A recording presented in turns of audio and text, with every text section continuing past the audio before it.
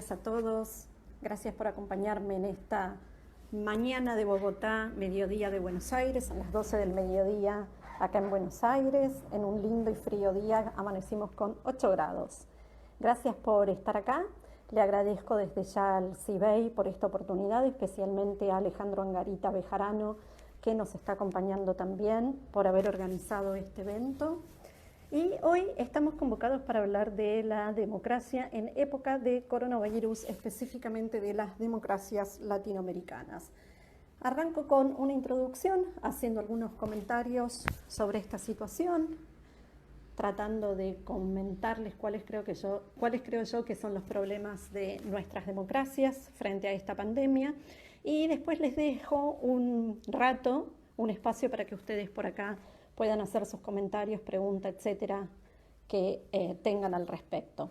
En este sentido, entonces, primero pensar que América Latina es una región bastante heterogénea, a pesar de todos los puntos que tenemos en común los latinoamericanos, es una región que es muy heterogénea, muy diversa, y esto se ha visto reflejado en la distinta respuesta que han dado los gobiernos latinoamericanos frente a la pandemia y esta heterogeneidad justamente de respuestas frente a la pandemia. Si hay algo primero que vamos a destacar es la debilidad de nuestros acuerdos políticos, de nuestras instituciones.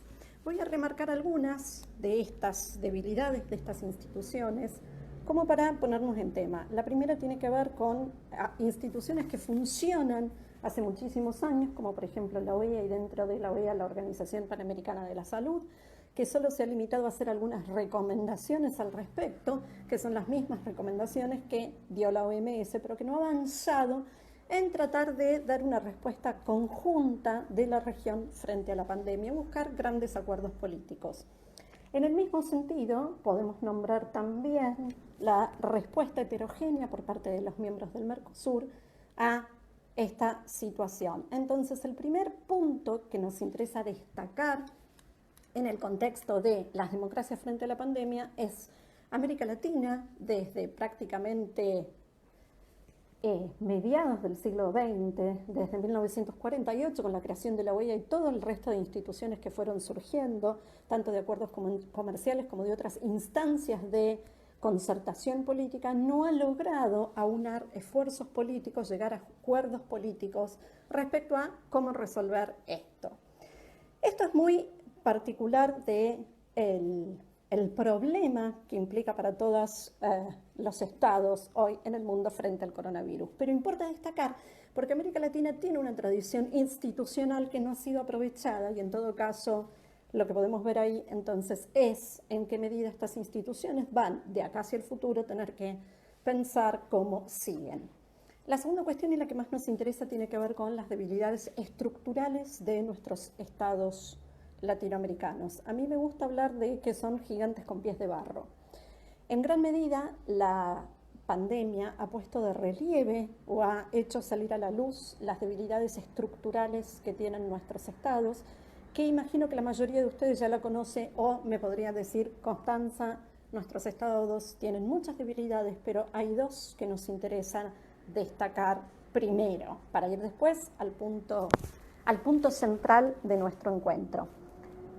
Por un lado, la infraestructura. Ya Alberdi hace un llamado a un Congreso General Americano ya por 1844, ¿sí? 175 años atrás, donde Alberdi decía que el problema de América Latina era la falta de caminos, la falta de rutas y el problema de la pobreza. 175 años después de ese texto seguimos hablando de lo mismo. Y estas fallas de la infraestructura de los estados latinoamericanos se pusieron de relieve, como decía antes, salieron a la luz frente a la pandemia del coronavirus. En este sentido, yo pensaba el contraejemplo de esto, ¿no? Porque ustedes me pueden decir, bueno, sí, pero, el sí, pero significa que hubo un momento, por lo menos gran parte de este siglo XX, donde, dado el boom de los commodities, los estados latinoamericanos podrían haber hecho algo parecido a un fondo soberano como hace Noruega con el petróleo. Que es justamente un fondo soberano para qué? En medio de este momento, en medio de esta crisis, justamente poder paliar las consecuencias fundamentalmente económicas. pero ninguno de nosotros ha hecho, ni Colombia, ni Argentina, ni Brasil, tiene un fondo soberano hoy para poder hacer frente a esto. Y ahora viene la parte que más me interesa conversar con ustedes. Dentro de estas debilidades estructurales de nuestros estados latinoamericanos, vamos a hablar de la clase política. Ustedes saben que para mí la clase política latinoamericana tiene una enorme deuda con los ciudadanos, tiene una enorme deuda con nosotros, y esto de alguna manera acentúa los problemas que tiene América Latina. Me estoy refiriendo a cuestiones como el personalismo, a la cultura política fragmentada, al caudillismo o incluso, en muchos sentidos, a esta forma de hacer política casi feudal que tienen los políticos, las clases políticas en América Latina. Esta distancia enorme entre esta clase política, estas élites políticas, casi oligarquías políticas y el resto de nosotros los ciudadanos en esta época se está agrandando cada vez más. Entonces ustedes me van a decir, Constanza, pero bueno, ¿cuál es el problema? ¿El problema es el Estado o el problema es la democracia? Son dos problemas diferentes, claramente. Una cosa es el problema de los estados, como decíamos antes, y ahora sí vamos a hablar del problema justamente de las democracias. Y ahí es donde se inserta esta reflexión acerca de el problema hoy de las democracias frente a la pandemia. Ya no es la heterogeneidad en la respuesta, las diferencias entre nosotros o la falta de infraestructura, sino la presencia o ausencia del componente republicano de la democracia.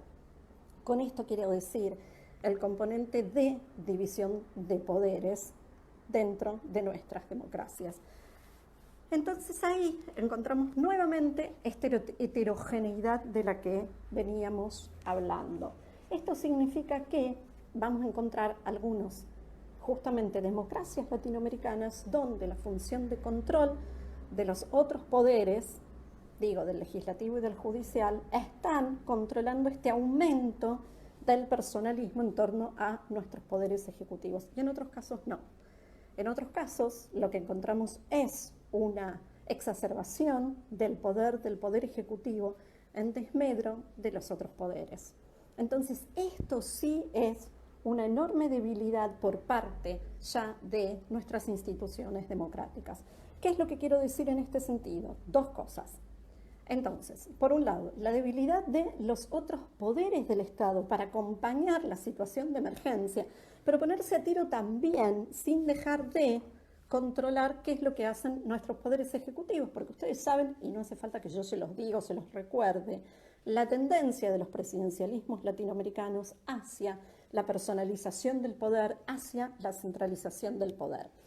Entonces acá se nos abre como una heterogeneidad, un paraguas enorme, completamente diferente, donde en algunos casos tenemos poderes legislativos que justamente acompañan, pero sin dejar de prestar atención, sin dejar de controlar las acciones necesarias del poder ejecutivo, de los poderes ejecutivos, pero sin cruzar o sin dejar que esos poderes ejecutivos crucen un límite donde ya es más un gris que otra cosa.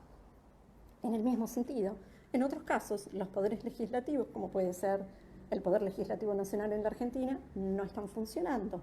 Entonces, el Poder Ejecutivo avanza con esta tendencia que tienen los poderes ejecutivos latinoamericanos a ir más allá de justamente la letra propiamente constitucional y de los poderes otorgados en la Constitución y de avanzar sobre los poderes, lo que los politólogos llamamos esa tendencia a la democracia delegativa, de cuando los poderes ejecutivos tratan de avasallar, cooptar a los otros poderes. Y esto por un lado. Por el otro lado tenemos el control federal. Fíjense que en países como los Estados Unidos y Brasil, frente a la inacción de los poderes ejecutivos nacionales, los que activaron la emergencia fueron los gobernadores. Entonces ahí también, por lo menos ese detalle, me habla de la salud de las instituciones, porque por lo menos el federalismo está funcionando, el federalismo como otra forma de control vertical entre los poderes. Entonces, ¿qué me parece que es hoy América Latina? ¿Qué pasa con nuestras democracias frente a la pandemia? Vamos a resumir todo lo que dijimos hasta ahora. Las democracias latinoamericanas frente a la pandemia están pisando en un terreno fangonoso, un terreno de fango, estamos pisando en el barro. El problema es que no se resbale. Vamos a ir un renglón para atrás. Si hubiéramos hablado de las democracias en América Latina para finales del año pasado, hubiéramos dicho esta enorme inestabilidad que empezaba a aparecer en el horizonte de la región, frente a, ¿se acuerdan?, esas movilizaciones que ocurrieron tanto en Ecuador como en Perú, pero también en Chile, los últimos hechos de Bolivia, también con las movilizaciones, la renuncia final de Evo Morales. Todo esto nos hacía pensar en una región altamente inestable, ¿sí? ¿Qué era lo que iba a pasar con la democracia latinoamericana? Y ahora eso, 3, 4, 5 meses después, está exacerbado por esta situación, donde resumo nuestros problemas. Nuestros problemas primero son un problema en torno a la democracia. ¿Qué tan democráticas son nuestras democracias? Hoy el coronavirus nos pone de relieve o nos saca a la luz si las instituciones funcionan o no funcionan. ¿Sí? Funcionar significa que cada una tiene que cumplir su función y si están cumpliendo con su función. En este sentido, entonces, en algunos casos sí, en algunos casos más o menos, y en otros casos directamente no están haciendo absolutamente nada, lo cual nos habla de la salud de nuestras instituciones democráticas. Esto, el primer punto. El segundo punto, ¿en qué medida esta crisis, esta situación les está sirviendo a los poderes ejecutivos, a los presidentes, para avanzar sobre el resto de los poderes del Estado? La preocupación mía, ustedes lo saben hace mucho tiempo, es en qué medida estos reclamos que empezaron ya el año pasado y que veíamos el año pasado, se van a exacerbar, se van a potenciar una vez que vayamos saliendo de nuestras cuarentenas y qué es con lo que nos vamos a encontrar. La mayoría de los autores, de los pensadores o de todo el mundo, hoy está pensando en qué nos vamos a encontrar con el bolsillo más vacío, con problemas de trabajo. A mí lo que me preocupa cuando salgamos de la cuarentena es con qué democracia nos vamos a encontrar, qué es lo que va a pasar con nuestras instituciones democráticas. Y por eso hoy me adelanto y reflexiono, me pregunto sobre el funcionamiento de nuestras instituciones, que nuevamente es heterogéneo, es completamente diverso, pero como ciudadanos tenemos que estar atentos a ver qué es lo que están haciendo nuestras instituciones o no están haciendo. Porque si no dejamos que un poder avance sobre los otros poderes y cuando nos querramos dar cuenta, ¿sí?, las otras instituciones fundamentales de nuestra vida democrática y nuestra vida republicana van a estar tambaleándose y volver para atrás, ¿sí?, siempre es mucho más difícil. ¿En qué sentido es difícil? Si el poder ejecutivo avanza mucho, después va a ser muy difícil que los poderes ejecutivos, que nuestros presidentes quieran, ¿sí?, volver a ceder ese poder que estuvieron consiguiendo. Entonces me preocupa el personalismo, me preocupa la centralización por parte de los poderes ejecutivos, para bien o para mal, ¿sí?, en el sentido de que esto es independiente de si están haciendo las cosas bien o de si están haciendo las cosas mal. Preocuparnos por el avance de un poder sobre los otros poderes no significa dejar de lado el hecho de si estamos de acuerdo o no estamos de acuerdo o si estos poderes ejecutivos no están actuando a la altura de las circunstancias. La última reflexión, antes de dejarles entonces un espacio para ustedes, para sus preguntas, tiene que ver con nuestras clases políticas. ¿En qué medida las clases políticas, las dirigencias latinoamericanas, la dirigencia argentina, la dirigencia colombiana, está pensando en la política de hoy, pero también en la política de mañana? Repito, para mí nuestras dirigencias tienen una enorme deuda desde el inicio de la democratización en América Latina para acá. Tienen una enorme deuda con la sociedad, tienen una enorme deuda con los ciudadanos. Sin embargo, nos interesa ver qué es lo que va a ser de acá para adelante. Les adelanto mi respuesta. Así como el coronavirus está poniendo de relieve todos estos problemas que están saliendo a la luz, es muy probable que después de esto estemos atravesando serias, nuevamente, otra vez lo mismo, algo que ustedes ya conocen, crisis de representación política. ¿Por qué digo crisis de representación política? ¿Por acción o por inacción? ¿Sí? Pero frente a esta situación, estas inteligencias, estas clases políticas, estas dirigencias, si no están a la altura de las circunstancias, si no saben ponerse realmente a trabajar, a remangarse frente a esta situación, van a terminar generando una crisis de representación. Mi última conclusión, que me preocupa de esta crisis de representación, que esta crisis de representación, esta crisis política no termine siendo una crisis para la democracia. Es decir, en todo caso el reclamo es para los dirigentes y no para nuestras democracias. Porque si no vamos a terminar, como hace muchos años ya viene advirtiéndolo Latinobarómetro, de que nuestro apoyo a la democracia va en picada. ¿Sí? Cada vez es menos. Los latinoamericanos estamos cada vez menos satisfechos con la democracia, cada vez apoyamos menos a la democracia. Sin embargo, a pesar de esto, si yo a esto le sumo la crisis política, la crisis de representación, que va a desatar esto, seguramente vamos a tener un problema. Pero espero que ese problema se resuelva a nivel partido, se resuelva a nivel representación y no tengamos que entrar nuevamente en un ciclo de inestabilidad democrática como los que ya hemos vivido durante todo el siglo XX en América Latina. Esto no estoy diciendo que los militares vuelvan a la escena política, al contrario, lo que estoy diciendo es que el avance es del centralismo por parte del Poder Ejecutivo. En ese sentido, a mí me gusta mucho un artículo que escribió Ruth Diamint sobre quién custodia a los custodios, la idea del nuevo militarismo latinoamericano, que justamente venía muy a cuento de los hechos que ocurrieron el año pasado, que comentaba hace un rato a fines del año pasado en América Latina. Y ahí lo que dice es que los presidentes hoy están siendo acompañados, o se hacen acompañar, mejor dicho, por las Fuerzas Armadas. Y si yo les pregunto a cada uno de los que ahora está mirando el video, esta transmisión, seguramente me van a decir, sí, en mi país las Fuerzas Armadas están haciendo esto y aquello. En mi país las Fuerzas Armadas están acompañando en esto y aquello.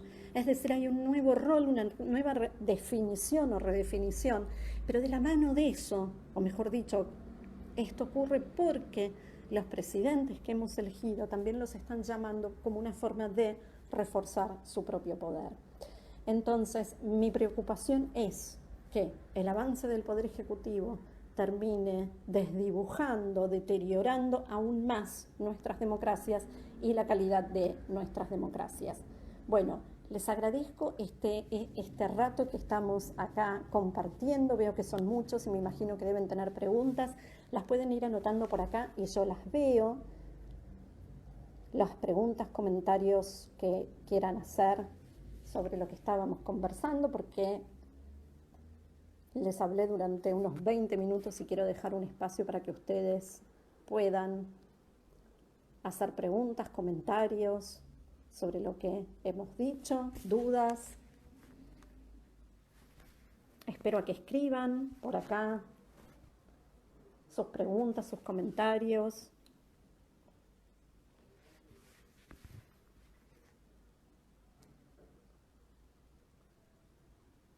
Veo que somos muchos los que nos hemos juntado para compartir este espacio. Por ahí tenemos un comentario de Caro Ordóñez que nos dice: en el Ecuador el pueblo está saliendo a protestar por el recorte del presupuesto a las universidades, todo esto para pagar la deuda externa.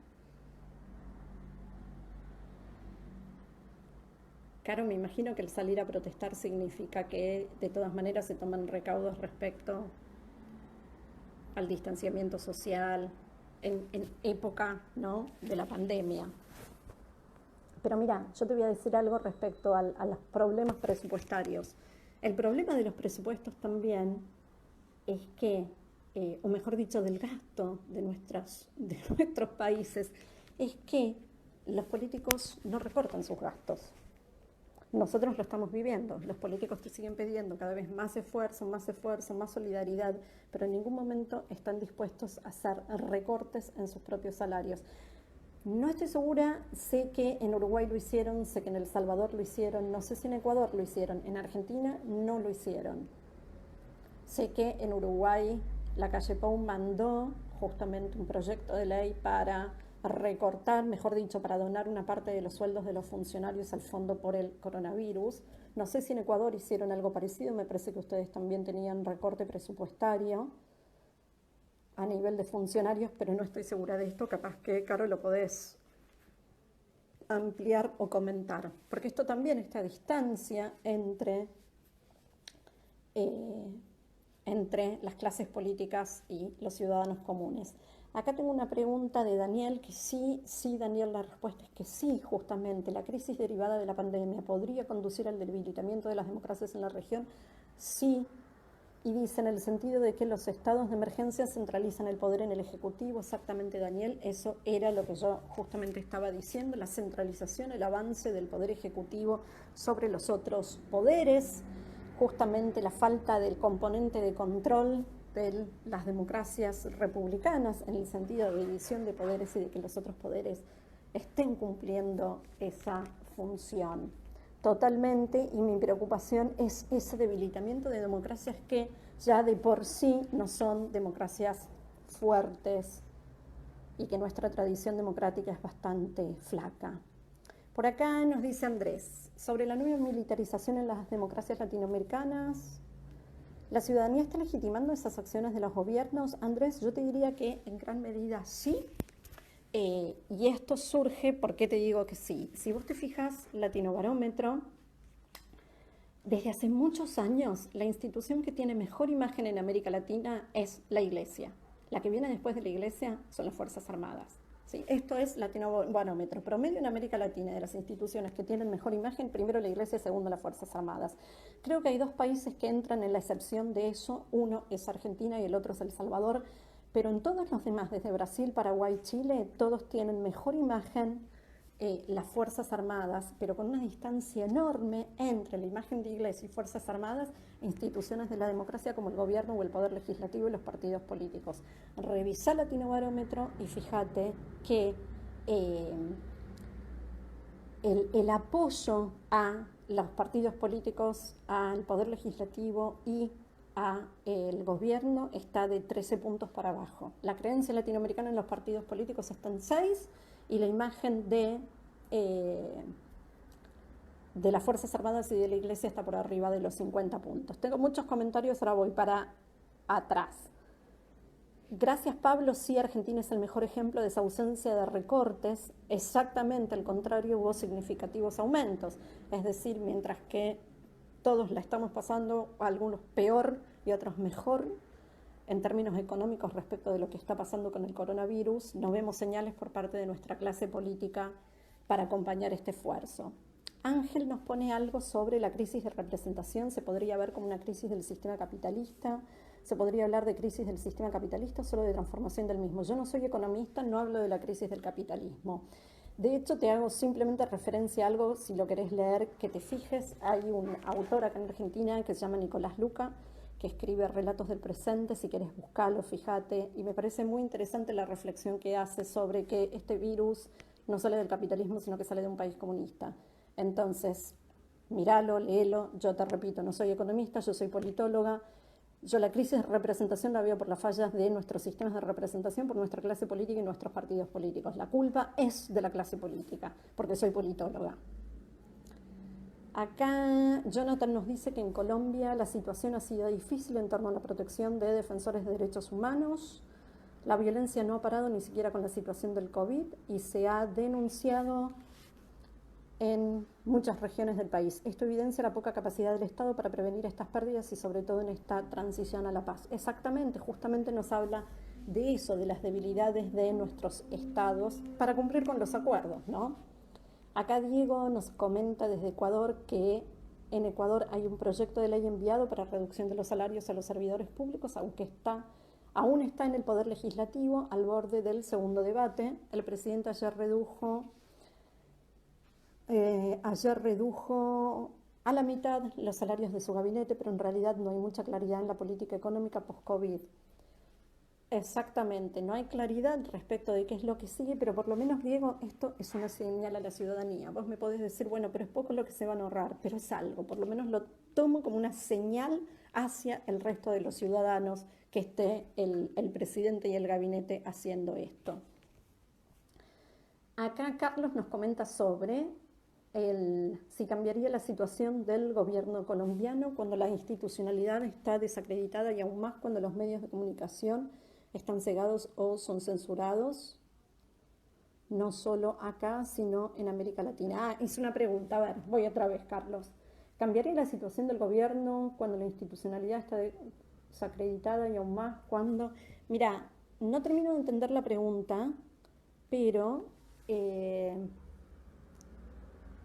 gran medida hay una crítica también que hacerle a los medios de comunicación en este contexto. ¿Qué es lo que quiero decir con esto? Que los medios de comunicación, como ustedes saben, también responden a intereses y en gran medida los periodistas, lo digo fundamentalmente por los periodistas argentinos, están acompañando la situación de emergencia, las medidas que se están tomando sin pensar las consecuencias de lo que viene después. Entonces, solo te diría que los medios también están cooptados y esta cooptación también avanza sobre nuestras democracias, porque vos sabés que para la salud de nuestra democracia necesitamos medios independientes, periodismo independiente, cosa que en gran medida no estamos teniendo. Vos decís censurados, cooptados, sesgados, etcétera. Por acá el CIBEI me estaba poniendo que desde la página nos dejaron el siguiente comentario, lo comparto con ustedes. Los gobiernos, al menos de México, han aprovechado esta pandemia para desviar la atención de los principales problemas del país. 100% de acuerdo con esta afirmación. Tanto quienes están en el poder como quienes están en la oposición. Exactamente 100% de acuerdo con esta afirmación. Yo podría decir las mismas palabras donde él pone México, yo pongo Argentina y es lo mismo. Estamos desviando la atención y esto también tiene que ver con lo del periodismo que comentábamos recién, ¿sí? ¿En qué sentido? En el sentido de solo nos estamos enfocando en cuántos enfermos tenemos, cuántos muertos tenemos. Ahora les hago un pie de página sobre esto, una visión absolutamente personal, pero no estamos analizando el resto de los problemas. Hoy, por ejemplo, veía temprano las noticias acá en Argentina de que volvieron unas ferias en la ciudad de Buenos Aires. Las ferias que venden productos, verduras, fruta, carnes, etcétera. Eso se refería la noticia de hoy a la mañana, pero no dijeron, volvieron las ferias, pero no volvió a sesionar el Congreso. Entonces, sí, estamos desviando la atención de los problemas, de los grandes problemas estructurales que tenemos. Y por acá Andrés nos dejó un comentario más que dice, uy, se me fue. ¿Cómo evitar una crisis de representación política cuando la ciudadanía rechaza abiertamente la reforma tributaria, cuando es evidente que es necesaria para la recuperación de la economía? Mira, yo no soy tributarista, creo que acá es algo que hay que analizarlo país por país y que es muy difícil. Solo te puedo decir que, por ejemplo, en Argentina tenemos en total más de 167 impuestos listados entre todos los niveles de gobierno. Pero hay algo que no nos pusimos de acuerdo los latinoamericanos, Argentina, Colombia, Ecuador, es qué nivel de impuestos estamos dispuestos a soportar para tener el Estado o que el Estado se ocupe de lo que queremos que se ocupe. Es decir, nosotros queremos que el Estado haga un montón de cosas, pero no estamos dispuestos a pagar impuestos, o al revés. Tenemos muchos impuestos y el Estado, sin embargo, no se ocupa de las cosas mínimas. Empiezo respondiéndote, mejor dicho, con lo que yo empecé esta charla. Tenemos todavía un problema de infraestructura, tenemos un enorme problema de pobreza y en muchos casos tenemos un montón de impuestos, con lo cual el problema no es cuánto se recauda, sino cómo se gasta. Y eso es un problema de dirigencia, de cómo se ha gastado durante los últimos 20, 30 años todo lo que se recaudó o incluso todo lo que se ha endeudado la región, cada uno de nuestros países, justamente para no resolver lo que había que resolver. Una pregunta más tengo por acá de Alejandro Angarita del CIBEI, que me dice cómo veo las relaciones internacionales en los países latinoamericanos, ahora con los cierres de fronteras, movimientos migratorios pendientes y con las distracciones políticas con el incremento de los contagios. Mira, Alejandro, la verdad es que veo justamente cómo han fallado todas nuestras instituciones regionales. Fíjate la ausencia de voz, de palabra por parte de nuestras instituciones regionales que no se han expresado respecto de, más allá de alguna que otra recomendación esporádica de cómo hacer frente a esta pandemia.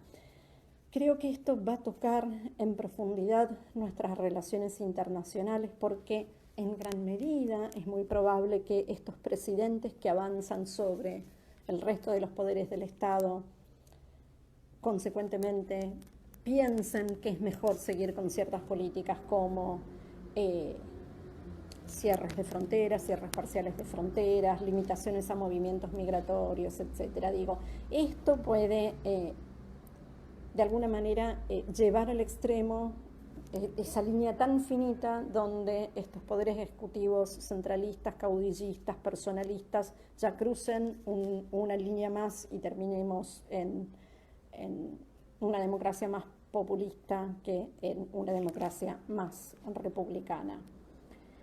Y acá dejo este espacio, me parece, Alejandro, tenemos tiempo para una pregunta más. Voy acá a la última que tengo anotada, que dice, si con la crisis de la democracia viene la decadencia de la hegemonía occidental. Me gustaría, Laura, que amplíes a qué te referís con la decadencia de la hegemonía occidental. Pero te puedo adelantar que dos cosas que me harían pensar que no. La primera tiene que ver con la libertad inherente a cada uno de nosotros. Sabemos que en tiempos de emergencia nuestros gobiernos están avanzando, más necesariamente y en otros casos menos necesariamente o exagerando, sobre nuestras libertades. Entonces, en ese sentido, si la hegemonía occidental tiene que ver con nuestras libertades, te diría que en el mediano plazo no, porque como individuos vas a terminar reclamando por esa libertad. En el segundo sentido, creo que lo que hay que empezar a pensar es qué es lo que se viene después en términos de nuestra inserción laboral. Y en este sentido lo que te quiero decir, si tiene que ver justamente con el capitalismo más que con la democracia, esta hegemonía occidental que vos decías, Laura, creo que todo este proceso va a acrecentar lo que estamos viendo ahora, que es el uso de nuevas tecnologías y la robotización de gran parte de las tareas. Entonces, en ese sentido, tenemos que empezar a pensar en ese mundo post-COVID que, por ejemplo, a los que trabajamos en aulas, en la vida académica, que damos clases acá o allá, es muy probable que nuestra forma de dar clases sea 50-50, 50% donde nos encontremos en espacios físicos y muy probablemente estos espacios virtuales sigan profundizándose. Pero como el mundo que viene después va a tener muchas preocupaciones respecto a la expansión de la pandemia, yo creo que la robotización ahí va a crecer exponencialmente y nosotros no nos estamos preparando para eso. Tengo un comentario desde Colombia que nos dice, es pertinente que los sectores de oposición se unan para buscar una solución a la pandemia o seguir buscando los puntos flacos del gobierno para desacreditar la gestión, en Colombia. Me parece que son dos cosas distintas. Una cosa es justamente poder acompañar en un momento de emergencia y la otra cuestión es claudicar a la función de control. Y una cosa no quita la otra. Vos podés acompañar aunque nos dejes de controlar. Y Daniel nos hace una última reflexión que me parece muy interesante, que es, tenemos el desafío de alcanzar un equilibrio entre la salud pública y la salud democrática. 100% de acuerdo, Daniel. Me encantó esa frase como para cerrar este encuentro que hemos tenido. Alcanzar un equilibrio entre la salud pública y la salud democrática. Puesto en términos de lo que venimos diciendo, no dejar de pensar en la salud de nuestras instituciones, en la salud de nuestra democracia. Complemento y completo algo que vos decís ahí, Daniel, que es que si se fijan nuevamente en la tendencia del Latinobarómetro, como viene creciendo la indiferencia de los ciudadanos hacia gobiernos democráticos o autoritarios.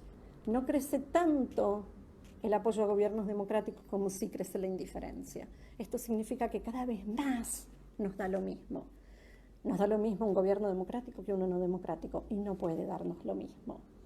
Y en ese sentido remarco esta reflexión de Daniel porque me encantó alcanzar un equilibrio entre la salud pública y la salud de nuestras instituciones democráticas. Bueno, le agradezco nuevamente al Centro Iberoamericano de Estudios Internacionales, al CIBEI allá de Bogotá. Les mando un cariño fuerte desde Buenos Aires. Les agradezco este tiempo que han compartido conmigo, que hemos compartido a través de este vivo por Facebook, y gracias por su participación y sus preguntas, y los invito a ir y a seguir conociendo la página del CIBEI para estar atento a las próximas novedades y próximos eventos y actividades que ellos realizan. Muchas gracias, saludos.